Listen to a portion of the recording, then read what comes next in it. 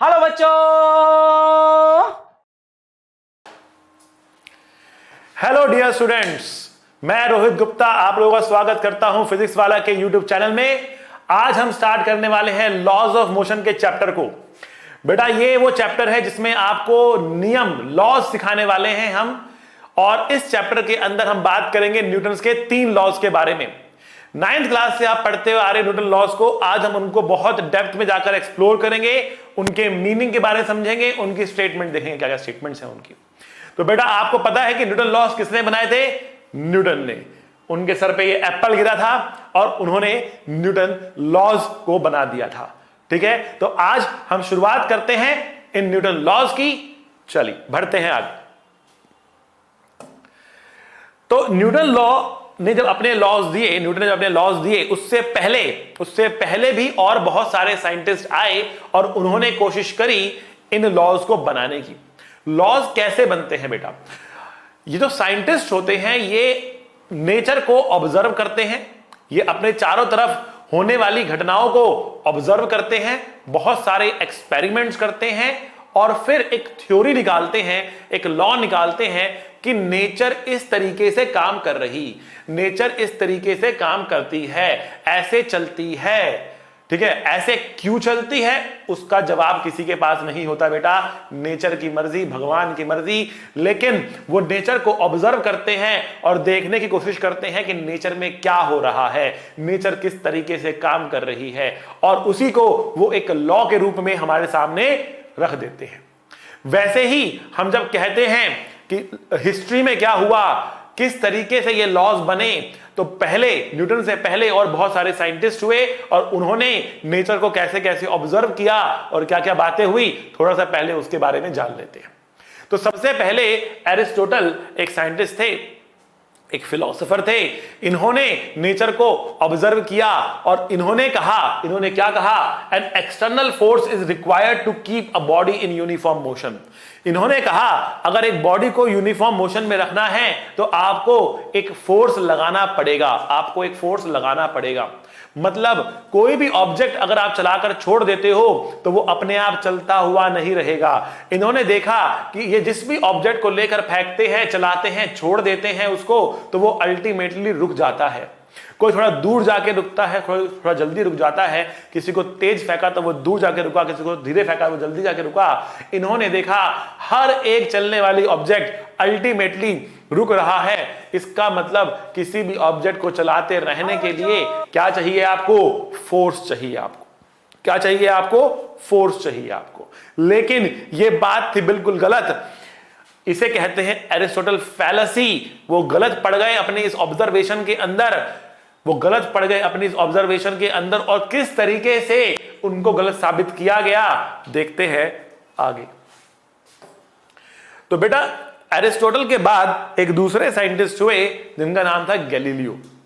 ये बहुत बड़े एक्सपेरिमेंटलिस्ट थे, ये बहुत सारे एक्सपेरिमेंट्स किया करते थे और अपनी बातों को सामने रखने के लिए एक्सपेरिमेंट्स का साथ लिया करते थे। तो इन्होंने क्या किया? इन्होंने एक ट्रैक बनाया and this track was very very smooth. इन्होंने बहुत ही स्मूथ ट्रैक बनाया। ठीक है, इन्होंने एक बहुत ही स्मूथ ट्रैक बनाया और इन्होंने क्या कहा? इन्होंने कहा कि अगर ये बहुत ही स्मूथ ट्रैक है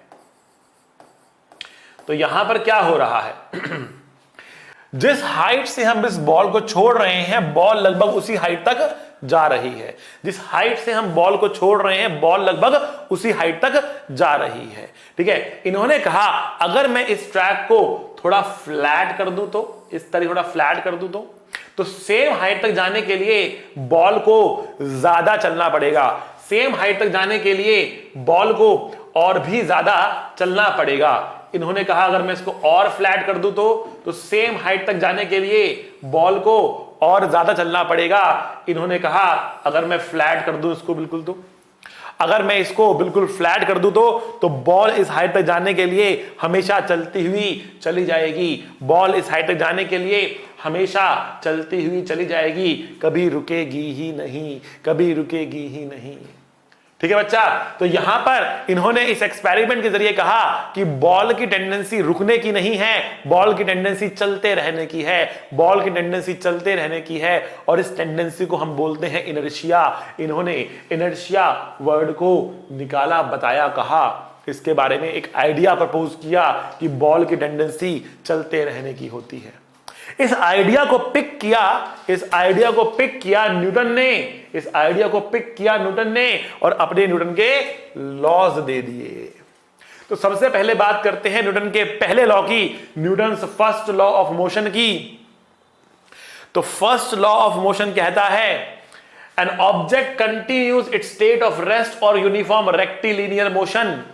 रेक्टिलिनियर का मतलब होता है स्ट्रेट लाइन मोशन, रेक्टिलिनियर का मतलब होता है स्ट्रेट लाइन मोशन।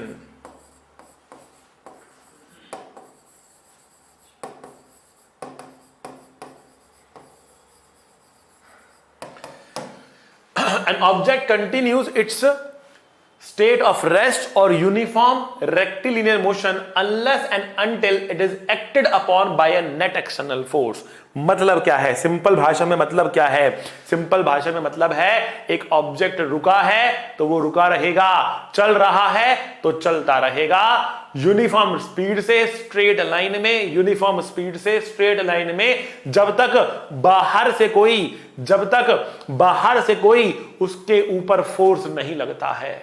उसके ऊपर फोर्स लगेगा तो रुका हुआ ऑब्जेक्ट चल पड़ेगा, चलता हुआ ऑब्जेक्ट रुक सकता है या उसकी रफ्तार बदल सकती है या उसकी डायरेक्शन बदल सकती है। मतलब एक एक्सटर्नल नेट फोर्स चाहिए ऑब्जेक्ट की स्टेट ऑफ रेस्ट या स्टेट ऑफ मोशन को चेंज करने के लिए। किसी भी ऑब्जेक्ट की वेलोसिटी अपने आप नहीं बदलेगी। एरिस्टोटल ने क्या कहा कि चलाओ अपने आप रुकेगा, चलाओ अपने आप रुकेगा। इसने क्या कहा? अपने आप नहीं रुकेगा। गैलीलियो ने भी यही कहा, अपने आप नहीं रुकेगा। इसी प्रॉपर्टी को क्या कहते हैं? इसी प्रॉपर्टी को कहते हैं इनर्शिया। तो न्यूटन का पहला लॉ क्या बताता है? न्यूटन का पहला लॉ बताता है इनर्शिया के बारे में। इसको न्यूटन फर्स्ट लॉ भी बोल सकते हो, इसको लॉ ऑफ इनर्शिया भी बोल सकते हो, इसको लॉ ऑफ इनर्शिया भी बोल सकते हो बच्चों। ठीक है, तो अब बात करते हैं बेटा इनर्शिया के बारे में। क्या होता है इनर्शिया? तो हमने कहा it is the property of an object और you can say of a matter. ये मैटर की प्रॉपर्टी है या ऑब्जेक्ट की प्रॉपर्टी है to resist the change in its state of rest or uniform rectilinear motion। अपने स्टेट ऑफ रेस्ट और motion को चेंज करने की जो चेंज को अपोज करने की जो टेंडेंसी है उसको इनर्शिया बोलते हैं। चेंज ना होने देने की टेंडेंसी को इनर्शिया बोलते हैं। तो जो रेस्ट पर है वो रेस्ट पर रहना चाहता है, जो चल रहा है वो चलते रहना चाहता है। उसको डिस्टर्ब करोगे तो वो डिस्टर्ब होगा, अपने आप उसका वेलोसिटी चेंज नहीं होगा। आज के टाइम में जब फ्रिक्शन के बारे में हमें पता है, आज के बारे में जब डिफरेंट फोर्सेस के बारे में पता है, आज के समय में जब हमें ग्रेविटी के बारे में पता है, तो हम हमारे आसपास होने वाले मोशन को इजीली स्टडी कर पा रहे हैं। आज हमें ये लॉ बड़ा ही ऑब्वियस लग रहा है, लेकिन उस जमाने में जब हमें फ्रिक्शन नहीं पता था तब एरिस्टोटल ने कहा था कि किसी भी चीज को चला के छोड़ो तो वो रुक जाती है। उसे नहीं पता कि क्यों रुक रही है, उसे नहीं पता कि फ्रिक्शन आ रहा है। उसने कहा कि किसी भी चीज को चला के छोड़ो तो वो रुक जा रहा है, बिना किसी फोर्स के वो रुक रहा है। लेकिन आज के समय में पता है कि फ्रिक्शन नामक चीज भी होती है, आज के समय में पता है ग्रेविटी नामक चीज भी होती है। तो आज हमें पता है कि अगर वो रुक रहा है तो क्यों रुक रहा है। ठीक है ना, तो वो फोर्स की वजह से ही रुक रहा है, और उस फोर्स को अगर आप एलिमिनेट कर दो तो वो रुकेगा नहीं बल्कि चलता रहेगा। मतलब बिना फोर्स के वो रुकेगा नहीं, चलने वाली चीज चलती रहेगी, जो रुकी है वो रुकी रहेगी। तो इसी प्रॉपर्टी को बोलते हैं बेटा इनर्शिया। इनर्शिया होता है 3 टाइप का, inertia of rest, inertia of motion, inertia of direction. Inertia of rest, inertia of motion, inertia of direction, in 3 type का होता है बेटा inertia. Inertia of rest, inertia of motion, inertia of direction, in 3 type का बेटा होता है inertia. हम आपको थोड़ा सा एग्जांपल देते हैं, ध्यान से आप अपनी स्क्रीन के ऊपर देखिए, आपके सामने एक एनिमेशन आ गया है। इनर्शिया ऑफ रेस्ट को ये बता रहा है, ये कह रहा है कि बिना फोर्स के बिना फोर्स के जो रेस्ट पर है वो रेस्ट पर ही रहेगा, चलेगा नहीं। तो यहां पर क्या हो रहा है बेटा, आप इन फूल पत्तियों को देखिए, आप इन फूल पत्तियों को देखिए। जब ये आदमी इस नेट के ऊपर गिरता है तो नेट बहुत तेजी से नीचे भागता है, लेकिन फूल पत्तियां लगभग वही बनी रहती हैं, क्योंकि जो आदमी का फोर्स था वो नेट पे लगा, आदमी का फोर्स इन फूल पत्तियों पर नहीं लगा। आदमी का फोर्स नेट पे लगा तो नेट गया, नेट पे फोर्स लगा तो नेट चला, फूल पत्ती नहीं चली, फूल पत्ती नहीं चली, फूल पत्ती वहीं रह गई, फूल पत्ती वहीं बैठी रह गई। बाद में जब ग्रेविटी लग रही थी तो धीरे धीरे धीरे वो नीचे आई, लेकिन जो बड़ा फोर्स लगा कौन सा, आदमी के गिरने का जो बड़ा फोर्स लगा वो फूल पत्तियों पर नहीं लगा, फूल पत्तियां लगभग वहीं बैठी रही। आप क्लियरली देख सकते हैं फूल पत्तियां बाद में गिरी, पहले नेट नीचे गया, क्योंकि नेट पे फोर्स लगा तो वो नीचे जाएगा, जिस पर फोर्स नहीं लगा वो रेस्ट पर था, इमीडिएटली वो रेस्ट पर ही रहा। इसको बोलते हैं इनर्शिया ऑफ रेस्ट बेटा। एक और अगला एग्जांपल देता हूं बेटा इनर्शिया ऑफ रेस्ट का। यहां पर क्या हो रहा है, यहां पर हमारे पास एक ग्लास है, ग्लास के ऊपर एक कार्डबोर्ड रखा है, उसके ऊपर एक कॉइन रखा है। तो जब आप इस कार्डबोर्ड को करते हो फ्लिक, जैसे ही आपने क्या किया, फ्लिक किया तो कार्डबोर्ड निकल गया, फ्लिक किया और कार्डबोर्ड निकल गया, कॉइन गिरा नीचे। आपने फोर्स किस पे लगाया, आपने फोर्स लगाया किस पे, कार्डबोर्ड पे। तो कौन चला, कार्डबोर्ड चला, कौन नहीं चला, कॉइन नहीं चला, कॉइन वहीं का वहीं रह गया, क्योंकि उस पर फोर्स लगा नहीं। आपने फोर्स लगाया कार्डबोर्ड पे, कार्डबोर्ड भागा आगे, कॉइन वहीं रहा, रेस्ट पर रहा और सीधा नीचे ग्लास में गिरा, सीधा नीचे ग्लास में गिरा। बेटा एक और एग्जांपल है, but do not try it at home. आप लोगों ने देखा होगा कई बार लोगों को करते हुए कि एक टेबल के ऊपर कुछ कांच का सामान रखा है, कुछ कटलरी रखी है, आपकी किचन का सामान रखा है, सब्जियां रखी हैं, उसके ऊपर रखा हुआ है, और टेबल और उनके बीच में एक क्लॉथ है, एक कपड़ा है। अगर आप उस कपड़े को जोर से खींच देते हो तो कपड़ा निकल जाता है और वह जो ढेरी है जो उसके ऊपर रखा हुआ सामान है वो उसके ऊपर ही रखा रह जाता है और कपड़ा आप नीचे से खींचकर निकाल देते हो। क्यों निकल रहा है, वो ढेरी वहीं की वहीं क्यों रह गई, क्योंकि ढेरी पर आपने फोर्स लगाया, कपड़े पर लगाया, कपड़ा बहुत तेजी से आ गया, ढेरी पे उतना फोर्स लगा नहीं तो ढेरी हल्की से हिल के रह गई, ढेरी हल्की से हिल के रह गई या लगभग वहीं पे रह गई और कपड़ा नीचे से निकल गया। कि जिस पे फोर्स लगा वो चलेगा, जिस पे नहीं लगा उसके इनर्शिया की वजह से वो वहीं बैठा रहेगा, उसके इनर्शिया की वजह से वो वहीं बैठा रहेगा। इसे बोलते हैं बेटा इनर्शिया ऑफ रेस्ट। आगे बात करते हैं बेटा इनर्शिया ऑफ मोशन की। क्या मतलब है बेटा इनर्शिया ऑफ मोशन का, कि जो चल रहा था वो चलता रहेगा, जब तक उस पर फोर्स नहीं लगेगा वो रुकेगा नहीं, ठीक है ना, वो चलता रहेगा।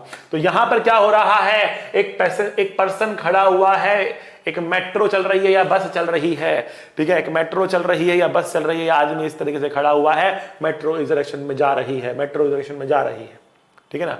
जब मेट्रो जा रही है तो आदमी भी जा रहा है, आदमी बस खड़ा नहीं हुआ, आदमी जा रहा है मेट्रो के साथ साथ ना, ठीक है, मेट्रो भी जा रही है, आदमी भी जा रहा है। जो रफ्तार मेट्रो की है वही रफ्तार उसमें खड़े हुए आदमी की भी है, खड़े हुए आदमी की रफ्तार वही है जो मेट्रो की रफ्तार है या बस की रफ्तार है। सडनली अगर बस पे ब्रेक लगा दी जाए, तो आपको आगे की तरफ जर्क फील होगा। कैसे जर्क फील होगा बेटा, आगे की तरफ जर्क फील होगा। क्यों आगे की तरफ जर्क फील होगा, ब्रेक लगाने पर आपको आगे की तरफ धक्का क्यों फील हो रहा है, ठीक है ना। अब या तो कोई आपको धक्का मार रहा है, ठीक है ना, ऊपर वाले हिस्से पर कोई आपको आगे से धक्का मार रहा है, ठीक है, या फिर एक दूसरा काम। आप दोनों तरीके से एक्सप्लेन कर सकते हैं, ठीक है। धक्का वाला जो एक्सप्लेनेशन है वो आप कर सकते हैं थ्रू सूडो फोर्स, जो कि हम अभी बात नहीं करेंगे, लॉज ऑफ मोशन के एकदम लास्ट में जाके बात करेंगे बेटा, तो उसकी चिंता फिलहाल आपको नहीं करनी है, ठीक है। तो अभी मैं दूसरी आपको एक्सप्लेनेशन बताता हूं जो इस इनर्शिया के संदर्भ में ज्यादा बेहतर आपको समझ में आएगी। देखो, जो इस आदमी के पैर है ना, जो इस आदमी के पैर हैं, इस फ्लोर ने इसके पैरों को पकड़ा हुआ है, इस फ्लोर ने इसके पैरों को क्या करा हुआ है बेटा, पकड़ा हुआ है, जकड़ा हुआ है इसके पैरों को। कैसे पकड़ा हुआ है, by applying a friction force, ठीक है ना। इसके पैर और ग्राउंड के बीच में क्या है, एक फ्रिक्शन फोर्स है, इस ग्राउंड ने इसके पैर को पकड़ा हुआ है, जकड़ा हुआ है, by applying a friction force, ठीक है। अब ये पूरी की पूरी बॉडी इसकी आगे बढ़ रही थी, पूरी की पूरी बॉडी इसकी आगे बढ़ रही थी। जैसे ही ब्रेक लगाई गई तो जमीन और इसके पैर के बीच में जो फ्रिक्शन था उसने इसके पैर को पकड़ लिया, इसके पैर भी रुक गए, इसके पैर भी रुक गए। लेकिन जो इसकी अपर बॉडी थी उसको रोकने वाला कौन? इसकी जो अपर बॉडी थी उसको रोकने वाला कौन? कोई नहीं। तो इसकी अपर बॉडी आगे जा रही थी तो वो आगे जाती चली गई, उसको रोकने वाला कोई था नहीं। पैर रुक गए, अपर बॉडी को रोकने वाला कोई था नहीं, तो अपर बॉडी क्या हुई? आगे जा रही है, पैर रुक गए हैं। अपर बॉडी आगे जा रही है, पैर रुक गए हैं, ठीक है ना। अपर बॉडी पर आगे की तरफ क्या हो रहा है? एक जर्क फील हो रहा है। इसीलिए जब बस में खड़े होते हैं ये हैंडल बनाए जाते हैं कि हैंडल को पकड़ के खड़े होना है, ठीक है ना। कुछ बच्चे मोबाइल फोन लेके खड़े होते हैं, ठीक है ना, आगे जाके गिरते हैं, मोबाइल फोन भी गिरता है, ठीक है। इसलिए बस में खड़े हुए हो तो आप हैंडल दे रखा है, हैंडल पकड़ के खड़े होना। आ रही है बात समझ में? इसको क्या बोलते हैं बेटा? इसको बोलते हैं इनर्शिया ऑफ मोशन। एक और एग्जांपल देता हूं इनर्शिया ऑफ मोशन का बेटा। चल रही थी बस, कूद गया। आपने कहा मेरा स्टेशन निकल गया भाई, मेरे को लेट हो गया, बस चल रही है, कूद गया। वैसा नहीं करना है, ऐसा नहीं करना है बेटा। Don't try it in the bus, ठीक है। क्या क्यों प्रॉब्लम होती है कूदने पर? देखो, जब बस जा रही, मान लिया आपकी इस डायरेक्शन में, मान लेते हैं बस जा रही है, ठीक है ना, और आप जो है वो कूद गए। बस के पास एक वेलोसिटी है तो आपकी बॉडी के पास भी क्या है? एक वेलोसिटी है। तो जब आप बस से कूदे, जब मान लिया ये बस थी और बस इधर जा रही थी, और जब आप इस बस से कूदे, यहां पर आप थे, तो आपकी वेलोसिटी भी इस तरफ थी। अब आप बस से कूद गए और कूद के कहां लैंड कर रहे हो? आप जमीन पर लैंड कर रहे हो। अब आप जैसे ही जमीन पर लैंड कर रहे हो क्या रहा है? आपकी जो अपर बॉडी है ना, इसके पास अभी भी एक वेलोसिटी आगे की तरफ है, और लेकिन जैसे ही पैर आपके जमीन पर पड़े, जैसे ही पैर आपके जमीन पर पड़े, जमीन ने आपके पैरों को पकड़ लिया by applying a friction, by applying a friction. तो जमीन ने आपके पैरों को फ्रिक्शन लगाकर पकड़ लिया, ठीक है, उसने फ्रिक्शन लगा के पकड़ लिया। तो आपके जो पैर हैं वो जमीन के साथ बंध गए, उनको पकड़ लिया गया है, लेकिन आपकी अपर बॉडी अभी भी आगे भाग रही है। तो आपको लगेगा कि आप आगे की तरफ क्या हो रहे हो? गिर रहे हो। तो अगर चलती बस से कूदे तो आपको लगेगा आप आगे की तरफ क्या हो गए? गिर रहे हो। इससे बचने के लिए क्या करना पड़ेगा? पहली बात तो कूदना ही नहीं है, कूदना ही नहीं है, ठीक है ना। बस वाले को बोला भैया निकल गया, रोक दो रोक दो रोक दो, रिक्वेस्ट करनी है उससे, ठीक है ना। अगर वो नहीं रोकता तो अगले स्टॉप पे उतरना है, वापस आना है, ठीक है।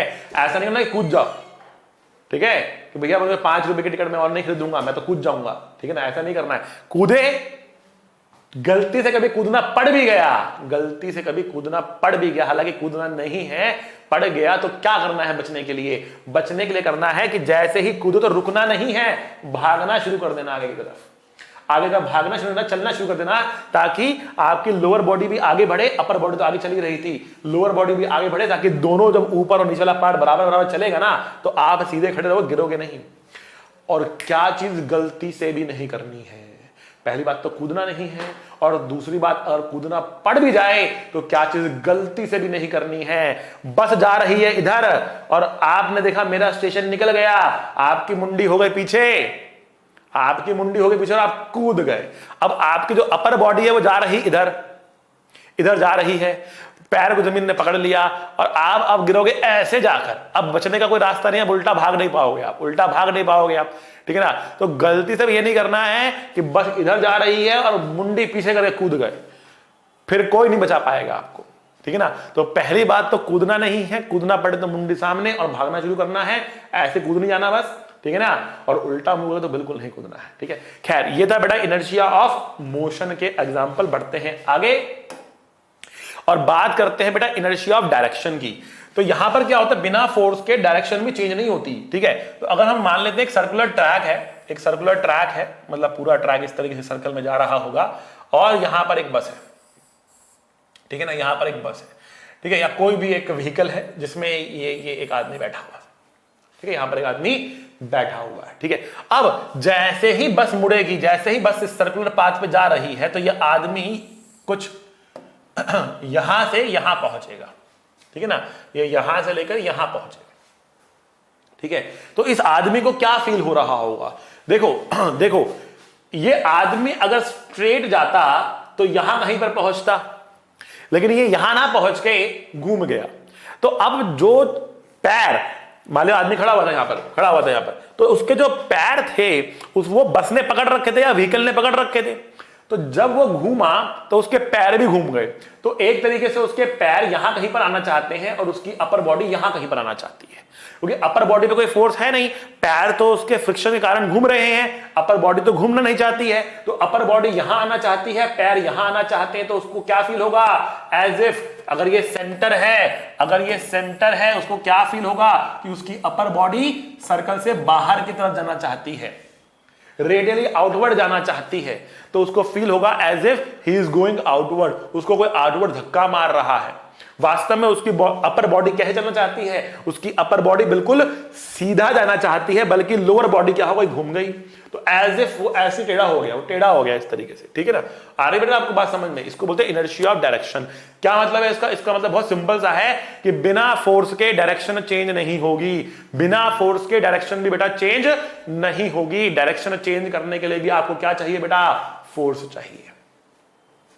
तो हमने कहा स्पीड बढ़ाने के लिए, घटाने के लिए फोर्स चाहिए, डायरेक्शन को चेंज करने के लिए भी फोर्स चाहिए, मतलब वेलोसिटी को बदलने के लिए फोर्स चाहिए, मतलब एक्सेलरेशन को लाने के लिए फोर्स चाहिए, ठीक है ना। आगे बात करते हैं सारा बेटा, ये सारी बातें जो थी वो न्यूटन के फर्स्ट लॉ के लिए थी। अब हम न्यूटन के सेकंड लॉ की बात करेंगे, न्यूटन के सेकंड लॉ की बात करेंगे। फर्स्ट लॉ ने हमें बताया कि भाई वेलोसिटी बदलने के लिए फोर्स चाहिए, एक्सेलरेशन लाने के लिए फोर्स चाहिए। न्यूटन का सेकंड लॉ बताएगा कितना फोर्स चाहिए, सेकंड लॉ बताएगा कितना फोर्स चाहिए। लेकिन सेकंड लॉ पढ़ने के लिए आपको एक टर्म और मालूम होनी चाहिए, जो मालूम होगी आपको वैसे तो, उसे हम कहते हैं बेटा मोमेंटम। क्या कहते हैं बेटा उसको, मोमेंटम कहते हैं हम उसे, ठीक है बेटा। तो थोड़ी सी मोमेंटम की हम यहां पे करते हैं चर्चा।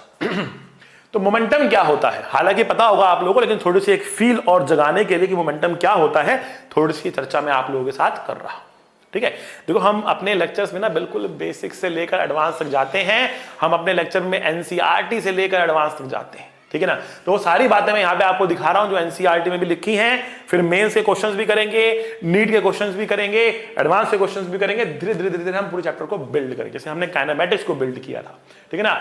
छोटी छोटी बातों से लेकर आप देखते गए, लास्ट में हमने एडवांस तक के क्वेश्चंस को उठाया, नीट के क्वेश्चंस को उठाया, मेंस के क्वेश्चंस को उठाया, सीबीएसई की डेरिवेशंस करी। वो सारी बातें आपको हमारे लेक्चर में मिलेंगी, स्टार्टिंग से लेकर एंड तक सब कुछ चीजें आपको यहां पर बेटा बताई जा रही है, ठीक है ना।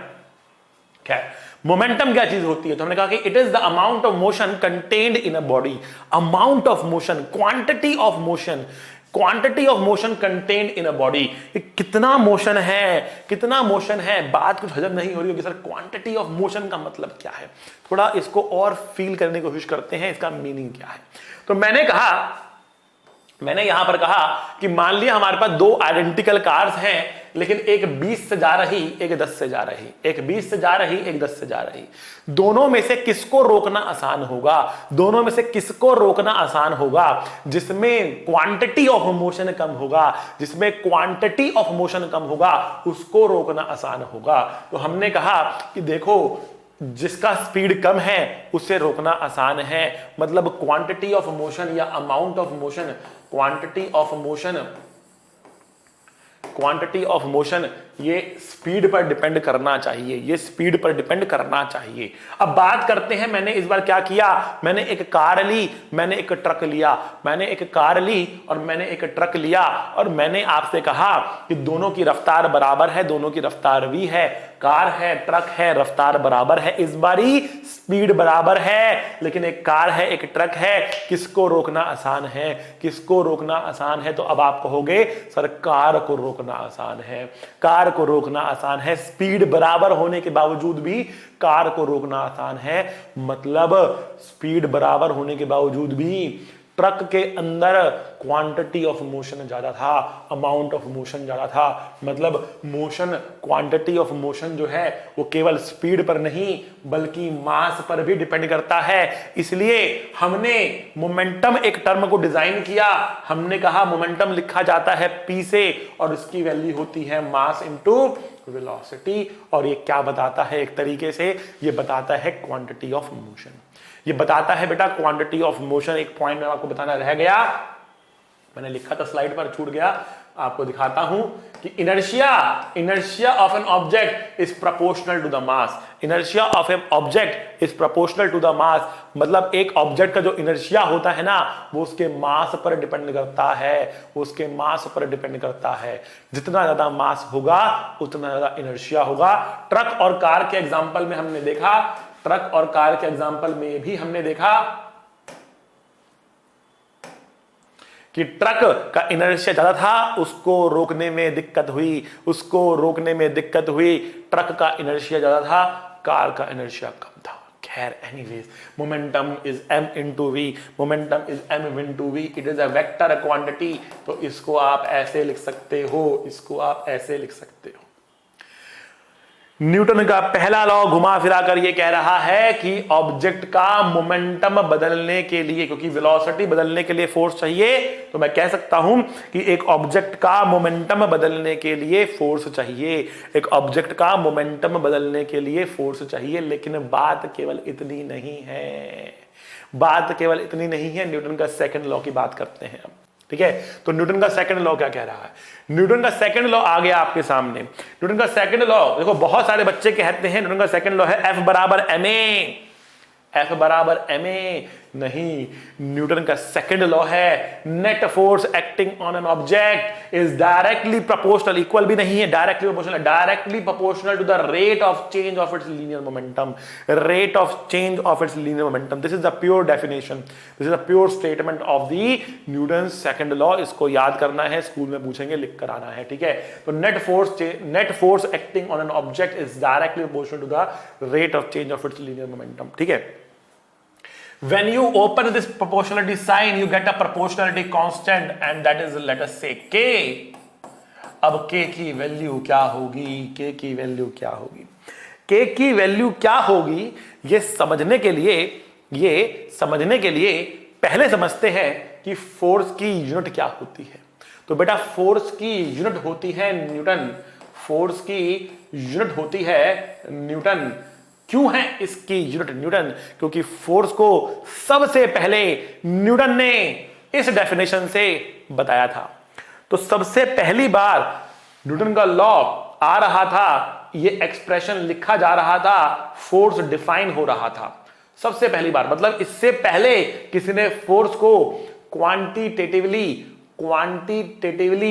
डिफाइन नहीं किया था। ठीक है, मतलब न्यूटन, कहने का मतलब सिर्फ इतना है कि न्यूटन आजाद था के की कोई भी वैल्यू को चुनने के लिए, क्योंकि इससे पहले किसी ने फोर्स को डिफाइन किया ही नहीं था, कोई रेफरेंस पॉइंट था ही नहीं। तो हमने के की वैल्यू, मतलब न्यूटन ने के की वैल्यू को 1 चुन लिया और उसने कहा कि F बराबर dp/dt होगा। तो कहने का मतलब क्या है? कहने का मतलब यह है कि फोर्स केवल चेंज इन मोमेंटम के बराबर नहीं है। फोर्स को केवल इस चीज से मतलब नहीं है कि कितना मोमेंटम बदला, फोर्स को इस चीज से मतलब है कि मोमेंटम कितनी जल्दी बदला।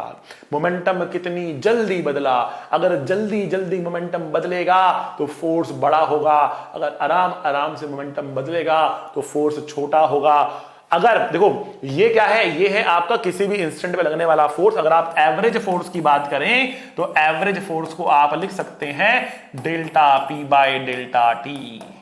एक बड़ा इंटरवल लेके आप लिख सकते हैं कि total change in momentum divide by total time taken. तो यहां पर divide by total time taken का मतलब क्या है? इसका मतलब है बेटा कि मोमेंटम किस रफ्तार से बदल रहा है। बेटा, ये बातें वो हैं जो कोई आपको नहीं बताने वाला। ठीक है ना, बड़े ध्यान से सुनना। इसका मतलब क्या है, मीनिंग समझो बेटा आप। ठीक है, What is the average force या what is the force? Force is basically कितनी रफ्तार से मोमेंटम बदल रहा है। कितना मोमेंटम बदल रहा है केवल इतना काफी नहीं है, किस रफ्तार से बदल रहा है। इस बात को समझाने के लिए और बात करता हूं। देखो बेटा,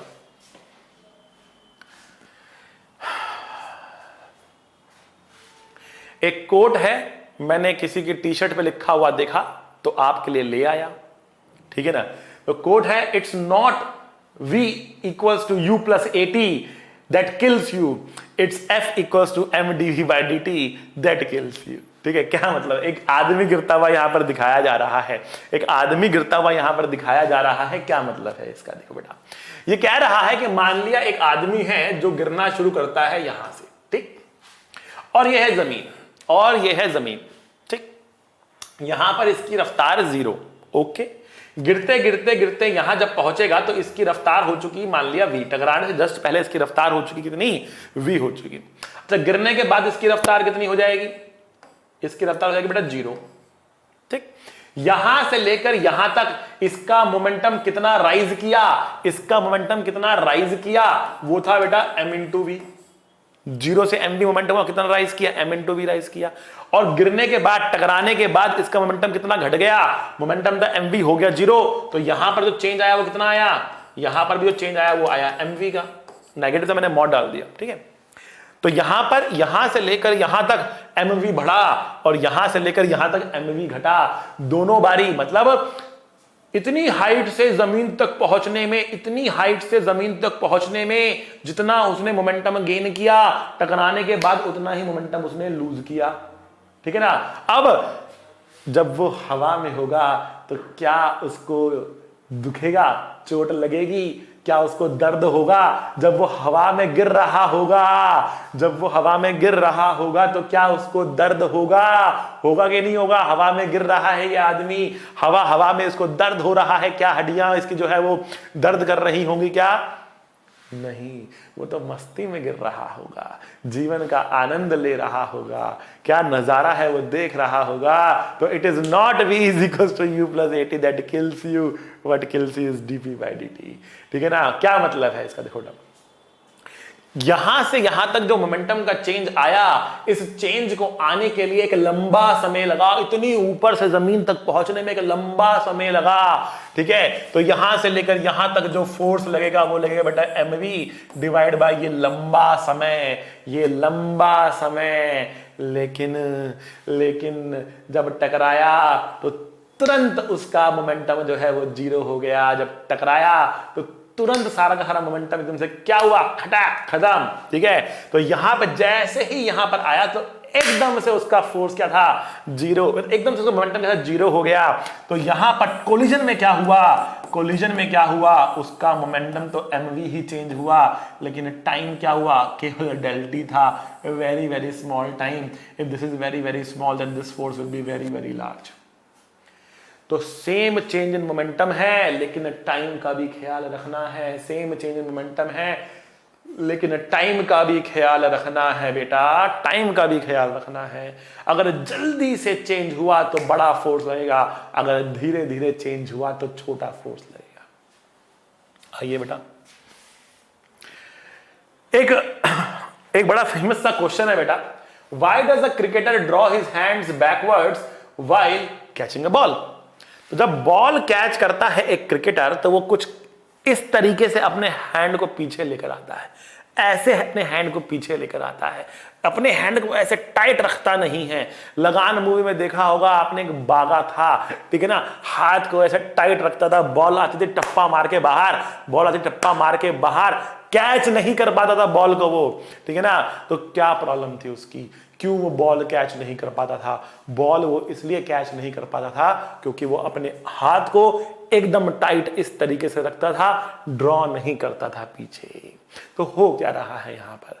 देखो बेटा, मान लिया ये हैंड है उसका, यहां से ये बॉल आ रही है, बॉल आ रही है एक मोमेंटम p के साथ, और हैंड में आकर उसका मोमेंटम होना है 0। अगर उसने हैंड को बिल्कुल टाइट रखा है और बिल्कुल भी वो पीछे की तरफ मूव नहीं कर रहा है तो बॉल के रुकने का जो समय होगा वो बहुत छोटा हो जाएगा, बहुत छोटा हो जाएगा, मिली सेकेंड्स, माइक्रो सेकेंड में चला जाएगा।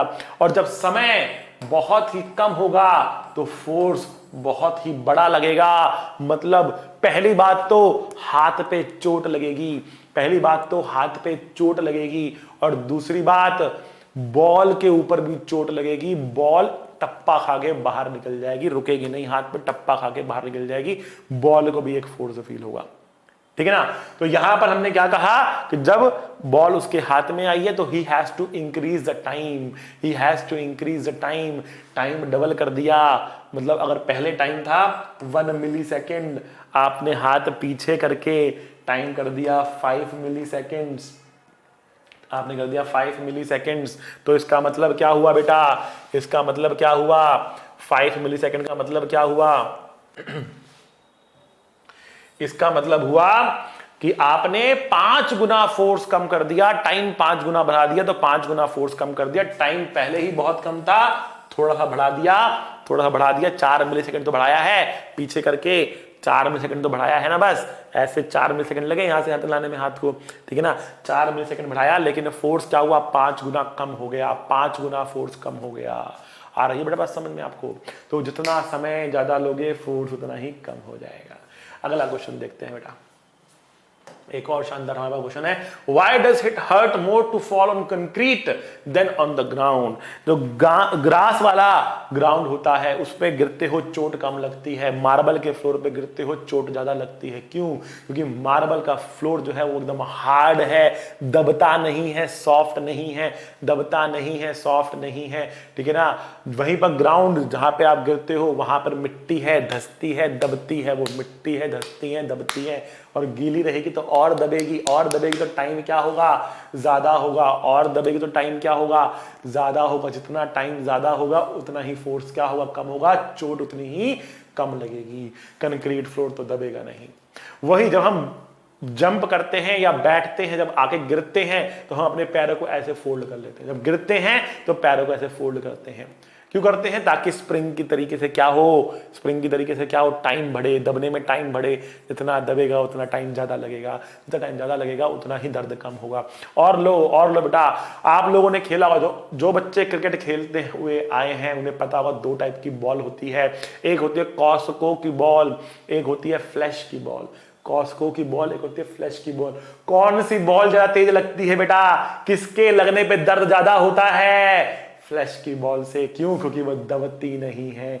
कॉस्को की बॉल दबती है, जब यहां आके लगेगी तो दबेगी तो टाइम लेगी, अपनी वेलोसिटी को बदलने के लिए टाइम लेगी, मोमेंटम को बदलने के लिए टाइम लेगी। तो इसका मतलब क्या हुआ, फोर्स कम हो गया। फ्लैश की बॉल आई, खटक करके जाएगी, एकदम से आएगी, लगेगी, एकदम खटक करके जाएगी, तो बहुत तेज लगेगी, बिकॉज टाइम नहीं लेगी, वो दबेगी नहीं, टाइम नहीं ले रही। सारी बात समझ बेटा आपको। तो बेटा बढ़ते हैं आगे और वापस से आते हैं एक बार न्यूटन लॉ के फॉर्मूले के ऊपर, और थोड़ा सा इसको और डिटेल में अब हम लोग देख लेते हैं। तो हमने कहा कि F बराबर dp बाय dt होता है और P बराबर m इंटू वी होता है। इसको अगर डिफरेंशिएट किया जाए तो हमारे पास बनेगा प्रोडक्ट रूल लगाकर dm by dt into v plus m dv by dt। जो dm बाई dt है ये टर्म तब आएगी जब मास बदलेगा, जब मास वेरी करेगा, और dv बाई dt टर्म तब आएगी जब वेलोसिटी वेरी करेगी। दोनों वेरी करेंगे तो दोनों टर्म्स आएंगी आपके पास, ठीक है। लेकिन अगर हम कहते हैं if mass is constant,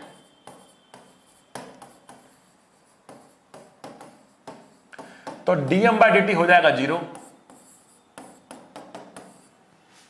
dm by dt हो जाएगा 0, और f कितना निकल कर आएगा, क्या आएगा, m dv by dt। Now dv by dt can be written as acceleration and we get f बराबर ma।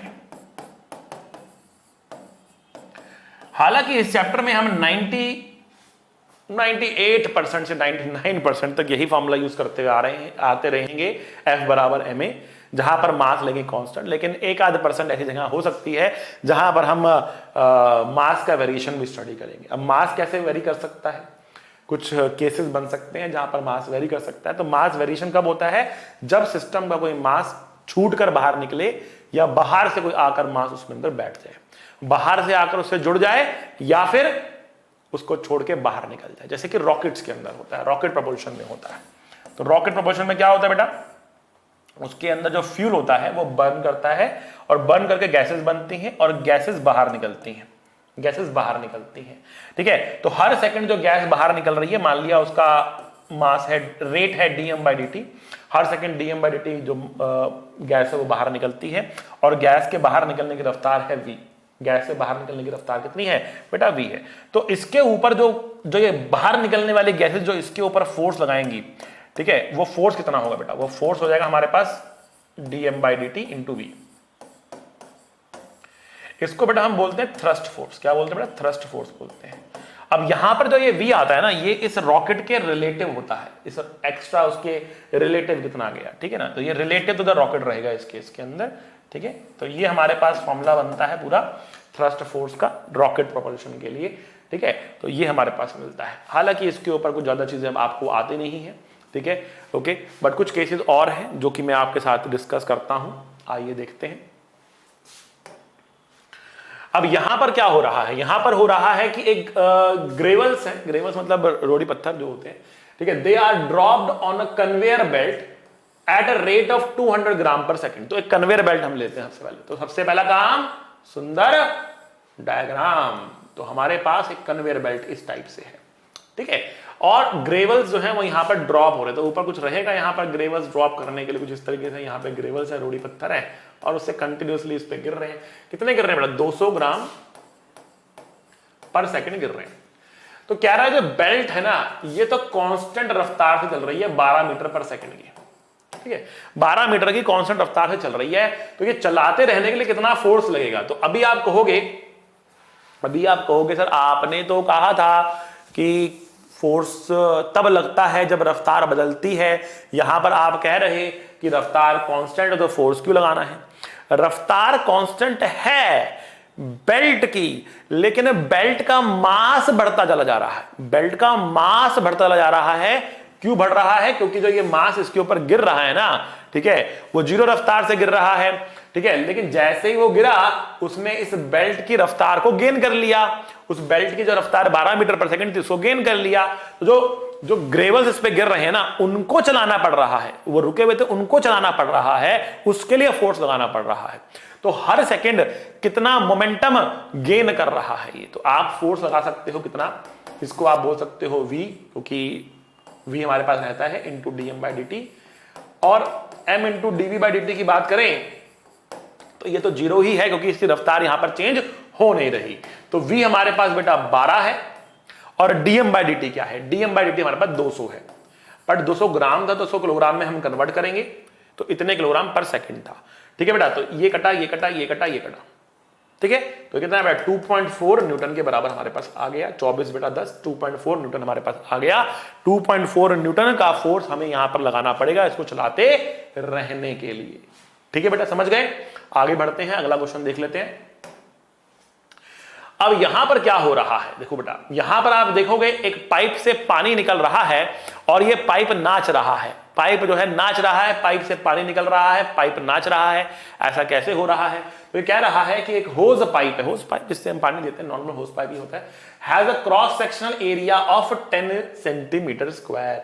मतलब अगर ये पाइप है तो इस पाइप का जो ये क्रॉस सेक्शन है, जो इसका ये मुंह है जिससे पानी बाहर निकलने वाला है, इसका एरिया आपको दे रखा है, मान लिया A, ठीक है, डेंसिटी ऑफ वाटर दे रखा है, मतलब जो पानी अंदर से यहां से बह रहा है इस पाइप से, इसका डेंसिटी दे रखा है, मान लिया रो, जो 1000 kg पर मीटर क्यूब है, और ये फ्लो कर रहा है बाहर। किस रफ्तार से फ्लो कर रहा है बेटा, v, कुछ 10 मीटर पर सेकंड की रफ्तार से फ्लो कर रहा है। कहते कितना फोर्स लगाना पड़ेगा इस पाइप को पकड़ने के लिए, पकड़ के रखने के लिए कितना फोर्स लगाना पड़ेगा। तो हो क्या रहा है कि यहां जब पानी बाहर निकल रहा है तो पीछे की तरफ एक फोर्स लगा रहा है पाइप के ऊपर, ठीक है, तो पाइप ना हिले उसके लिए आपको भी पाइप पर उतना फोर्स लगाना पड़ेगा, ठीक है ना। तो आपको यह देखना है कि कितना मोमेंटम पर सेकंड बाहर निकल रहा है पाइप से, उतना फोर्स लगेगा। तो फोर्स क्या होता है बेटा, फोर्स होता है dp/dt। तो आपको देखना है dt समय में कितना मोमेंटम पानी का निकला, उतना फोर्स पानी पे लगा, और उतना फोर्स आपको लगाना पड़ेगा, ठीक है। तो आपको देखना है dt समय में कितना बाहर निकलेगा पानी। तो हमने कहा इस क्रॉस सेक्शन से जो पानी बाहर निकल रहा उसकी रफ्तार है कितनी, v। तो dt टाइम में क्या होगा, dt टाइम में ये आगे बढ़ेगा पानी, इस तरीके से आगे बढ़ेगा पानी, और एक सिलेंडर होगा वो पानी का बाहर निकलेगा। Cylinder of water will come out, cylinder of water will come out, इससे एक सिलेंडर होगा जो बाहर निकल जाएगा, ठीक है। अच्छा, इस सिलेंडर की लेंथ कितनी होगी बेटा, तो ये लेंथ होगी बेटा v इंटू डी टी के बराबर, ठीक है। Speed into time, speed into time is distance, speed into time is distance. तो कितना dt समय में कितना पानी बाहर, कितना सिलेंडर बाहर निकलेगा, v इंटू डी टी के बराबर सिलेंडर बाहर निकल जाएगा। अच्छा, इसका एरिया कितना है हमारे पास, एरिया तो a है, तो कितना वॉल्यूम बाहर निकलेगा, volume that comes out in time dt बराबर area into V D T, बराबर area into V D T, इतना वॉल्यूम बाहर निकलेगा। अच्छा, अगर इतना वॉल्यूम बाहर निकला, इतना वॉल्यूम बाहर निकला, तो कितना मास बाहर निकला, mass that comes out in time dt is equal to density, is equal to density into the volume, density into volume is mass, mass क्या होगा, डेंसिटी इंटू वॉल्यूम, डेंसिटी होती है मास अपन वॉल्यूम होता है ना, तो मास क्या होगा, डेंसिटी इंटू वॉल्यूम होगा, तो डेंसिटी इंटू वॉल्यूम, वॉल्यूम कितना है, a into v into d t, ये इसका वॉल्यूम आ गया। तो कितना मास बाहर निकला, इतना मास बाहर निकला, कितना मोमेंटम निकलेगा, momentum that comes out is mass into velocity, is mass into velocity, तो आप बोलोगे rho A V D T into V, तो ये मोमेंटम बाहर निकला, छोटा सा मोमेंटम बाहर निकला है, तो इसको हम बोलेंगे डीपी, जो कितना है, यहां लिख रहा हूं मैं, rho A V D T into V, D T नीचे आ जाएगा, तो फोर्स क्या बन जाएगा बेटा, डीपी बाई डी टी बन जाएगा, कितना बना बनाइए, ये रो ए वी स्क्वायर बन गया। तो रो की वैल्यू कितनी बेटा हमारे पास 1000, ए की वैल्यू कितनी हमारे पास, ए की वैल्यू 10 सेंटीमीटर का स्क्वायर, तो हम क्या लिखेंगे यहां पर, सोचेंगे 10 और इसको मीटर स्क्वायर में कन्वर्ट करेंगे तो 10 की पावर -4, ठीक है, मीटर स्क्वायर में कन्वर्ट कर लिया इसको हमने, वी स्क्वायर भी कितना 10 हमारे पास, और 10 का स्क्वायर और आ गया, इसको सॉल्व कर लेते हैं फटाफट हम, कितना आएगा, तो 1 2 3 4 4 कट गया, 100 हमारे पास आ गया। इतना फोर्स आपको यहां पर लगाना पड़ जाएगा, 100 न्यूटन का फोर्स आपको यहां पर लगाना पड़ जाएगा इस पाइप को पकड़े रहने के लिए, इस पाइप को पकड़े रहने के लिए इतना फोर्स आपको लगाना पड़ जाएगा। इस तरीके से आप इस क्वेश्चन को बना सकते हैं, और ये फॉर्मूला है जो कि आप याद रख सकते हैं, rho A V square, rho A V square, इतना फोर्स लगाना पड़ता है, ठीक है बेटा। थोड़ा डिफिकल्ट क्वेश्चन है, इसको बढ़िया से देख लो अच्छे से। तो हम बढ़ते हैं आगे, और अब बात करते हैं न्यूटन के थर्ड लॉ की। अब बात करते हैं बेटा न्यूटन के थर्ड लॉ की, कि न्यूटन का थर्ड लॉ क्या होता है। बहुत बेहतरीन लॉ है, आप लोगों ने नाम सुना ही होगा इसका, न्यूटन थर्ड लॉ का, और याद भी करके रखा हुआ क्या होता है, every action has equal and opposite reaction, every action has equal and opposite reaction. लेकिन कुछ बातें इसमें और हैं, कुछ बातें इसमें और हैं, वो देखो क्या है, these action and reaction forces, these action and reaction forces act on different objects, ठीक है ना, these action and reaction forces act on different objects, these action and reaction forces act on different objects, ठीक है।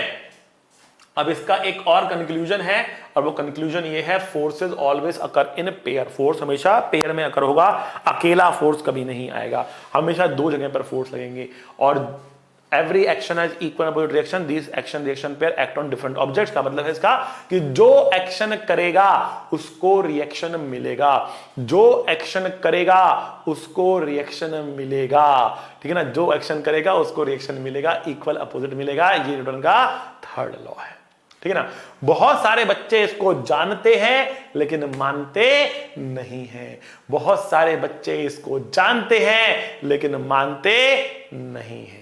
आपको मनाने के लिए एक स्टोरी सुनते हैं, ठीक है ना, आपको मनाने के लिए एक स्टोरी सुनते हैं। एक बारी मेरा एक स्टूडेंट था, ठीक है ना, एक बारी मेरा एक स्टूडेंट था, और वो बाइक लेकर बड़ी रफ्तार से जा रहा था। उसको पुलिस वाले ने रोका, ट्रैफिक पुलिस वाले ने रोका, और उसे कहा कि भैया आजा तेरा चालान होगा। तो मेरा जो स्टूडेंट था उसने, भैया मैं तो चालान दूंगा नहीं, तो जो करना है वो कर ले, ठीक है। उनके बीच में हो गई बहस, तो पुलिस वाले को मेरे स्टूडेंट ने थप्पड़ लगा दिया, मेरे स्टूडेंट ने पुलिस वाले को थप्पड़ लगा दिया, ठीक है। अब पुलिस वाले ने कहा भैया तेरे को तो मैं कोर्ट में देखूंगा, तो कोर्ट में चला गया पुलिस वाला, और जज साहब के जब जाके बोला कि भैया इस आदमी ने मुझे थप्पड़ मारा है, इस आदमी ने मुझे थप्पड़ मारा है। तो जज साहब ने उससे पूछा कि भाई तुम अपने डिफेंस में कुछ कहना चाहते हो क्या, तुमने इसको थप्पड़ मारा है, क्या तुम कबूल करते हो इस बात को। तो मेरा स्टूडेंट था, झूठ उसने बोला नहीं। उसने हाँ सर मैं बिल्कुल कबूल करता हूं, मैंने इसको थप्पड़ मारा है। तो जज ने कहा अगर तुम कबूल करते हो तुमने थप्पड़ मारा है तो तुमको सजा मिलेगी, तुमको सजा मिलेगी। तो मेरा स्टूडेंट था, तो उसने बोला सर सजा तो मुझे मिल चुकी है, सजा तो मुझे मिल चुकी है। तो जज परेशान, पुलिस वाला परेशान कि ये क्या बोल रहा है। तो उससे पूछा गया कि तुम्हें सजा कैसे मिल चुकी है। तो उसने बोला every action has equal and opposite reaction. Sir Newton के थर्ड लॉ के हिसाब से मुझे सजा मिल चुकी है। जितना फोर्स मेरे हाथ ने उसके गाल पे लगाया, उसके गाल ने उतना ही फोर्स मेरे हाथ पे भी लगाया है। उसके गाल पे दर्द हुआ तो मेरे हाथ पे भी दर्द हुआ है, और जितना फोर्स उसके गाल पे लगा है बिल्कुल बराबर उतना फोर्स मेरे हाथ पर भी लगा है। बराबर फोर्स लगा है, इसलिए हमें बराबर सजा मिल चुकी है और किसी सजा की जरूरत नहीं। Don't try it, don't try it बेटा, डोंट ट्राई इट। ठीक है, तो देखो जज मेरा स्टूडेंट नहीं था, उसको नहीं पता न्यूटन का थर्ड लॉ क्या है। ठीक है, तो डोंट ट्राई इट ऑन जज। ठीक है, ओके खैर anyways, jokes apart, jokes apart, कहने का मतलब यह था कि एक फोर्स लगा पुलिस वाले के गाल पर तो दूसरा फोर्स लगा एक बच्चे के हाथ पर। ठीक है ना, दो अलग अलग ऑब्जेक्ट पे फोर्स लगा, जिसने एक्शन किया उसको रिएक्शन मिला, जिसने एक्शन किया उसको रिएक्शन मिला। ठीक है बच्चा, बढ़ते हैं आगे। आपको इस बात की गंभीरता और समझाने के लिए, आपको इस बात की गंभीरता और ज्यादा समझाने के लिए एक एग्जांपल आपके सामने लेकर आया हूं बेटा। ठीक है, एक अर्थ है और एक एप्पल है। आप देखो कैसा एप्पल है, आजकल तो इस एप्पल का जमाना है ना बेटा, कटा हुआ एप्पल, खाया हुआ एप्पल का जमाना है।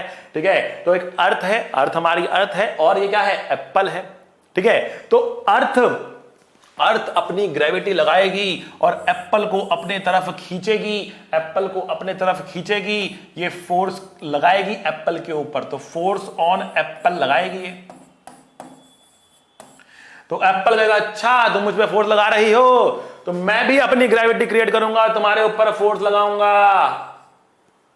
एप्पल लगाएगा फोर्स अर्थ के ऊपर।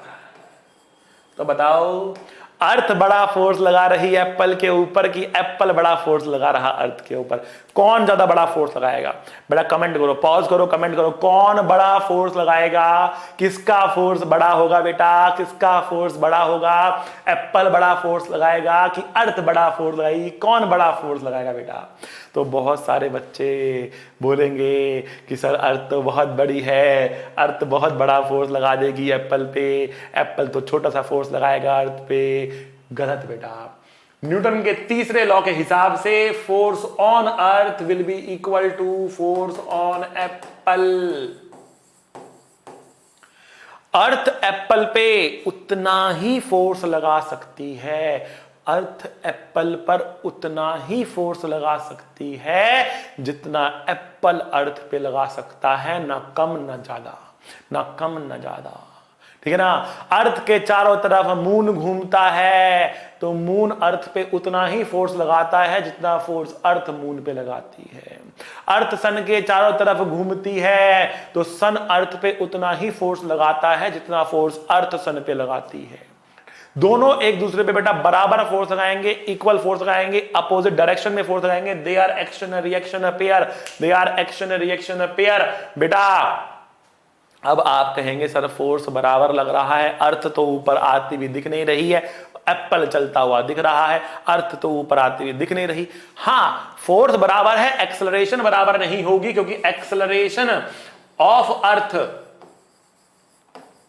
Will be force on earth divide by mass of earth. Acceleration of Apple is equals to force on apple divided by mass of apple। आ रही बेटा बात समझ में आपको? बेटा बात समझ में आ रही है ना आपको?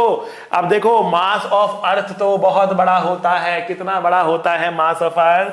तो बेटा मास ऑफ अर्थ होता है 6 इंटू 10 की पावर 24 kg, मतलब 6 0 0 0 0 0 0 0 0 0 0 0 0 0 0 0 0 0 24 बार जीरो भाई, बहुत बड़ा मास है। और एप्पल का मास कितना होता है? 100 ग्राम। बड़ा एप्पल ले लिया तो 200 ग्राम, इससे बड़ा एप्पल कहां आएगा भाई, ठीक है ना। तो 100-200 ग्राम का ये एप्पल, छोटा था एप्पल, ठीक है ना, लेकिन फोर्स अर्थ के बराबर लगाएगा, फोर्स अर्थ के बराबर लगाएगा। छोटा सा एप्पल फोर्स अर्थ के बराबर लगाएगा, एक्सप्रेशन अलग होगी लेकिन फोर्स बराबर लगेगा। जानते हो मानते नहीं हो, जानते हो मानते नहीं हो, मानना भी है, मानना भी है। आओ बेटा और क्लैरिटी लेकर आते हैं, और क्लैरिटी लेकर आते हैं न्यूटन थर्ड लॉ के बारे में। यहां पर हम बनाते हैं बेटा एफबीडी। एफबीडी, एफबीडी का मतलब होता है बेटा free body diagram, free body diagram, free body diagram. इसके अंदर हम ऑब्जेक्ट्स पे लगने वाले फोर्सेस दिखाते हैं, इसके अंदर हम ऑब्जेक्ट्स पे लगने वाले फोर्सेस दिखाते हैं। तो देखो बेटा, इस बुक का अगर हम एफबीडी बनाएं, इस बुक का एफबीडी बनाएं, तो ये है अलग सर की बुक, ठीक है, तो ये है अलग सर की बुक, ठीक है, और पीडब्ल्यू लिख देता हूं इसके ऊपर, पीडब्ल्यू बुक, ओके। ये है अलग सर की बुक, इसके ऊपर लग रहा है एक फोर्स नीचे की तरफ, इसके ऊपर लग रहा है फोर्स नीचे की तरफ, कितना फोर्स लग रहा? mg। और टेबल इसके ऊपर की तरफ एक फोर्स लगाएगी, उसको बोलते हैं नॉर्मल रिएक्शन। आगे चल के बारे में डिटेल में बात करेंगे। नॉर्मल रिएक्शन n लिख दिया हमने। अब n की वैल्यू कितनी होगी बेटा? n की वैल्यू mg ही तो होगी, तभी तो बुक नीचे नहीं आ रही। n की वैल्यू mg है, बुक पे mg नीचे लगा, n ऊपर लगा, अपोजिट डायरेक्शन में लग रहे हैं और इक्वल भी हैं, इक्वल भी हैं, अपोजिट भी है। क्या मैं इनको एक्शन रिएक्शन बोल सकता हूं? क्या मैं इनको एक्शन रिएक्शन पेयर बोल सकता हूं? यस और नो कमेंट करके बताओ बेटा, क्या मैं इनको एक्शन रिएक्शन पेयर बोल सकता हूं? पॉज करो, कमेंट करो, मालूम पड़ना चाहिए कितना बच्चा सही बोल रहा है, कितना बच्चा गलत बोल रहा है, ठीक है। n और mg बराबर हैं, इक्वल हैं, अपोजिट हैं, क्या मैं इनको एक्शन रिएक्शन पेयर बोल सकता हूं? नहीं बोल सकता बेटा। They are not action reaction pair, they are not action reaction pair.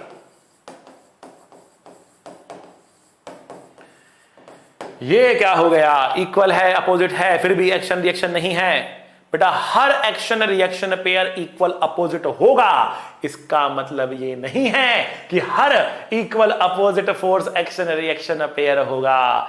Action reaction pair, हर action reaction pair equal opposite होगा, लेकिन इसका मतलब ये कतई नहीं है कि हर equal and opposite reaction action reaction pair होगा।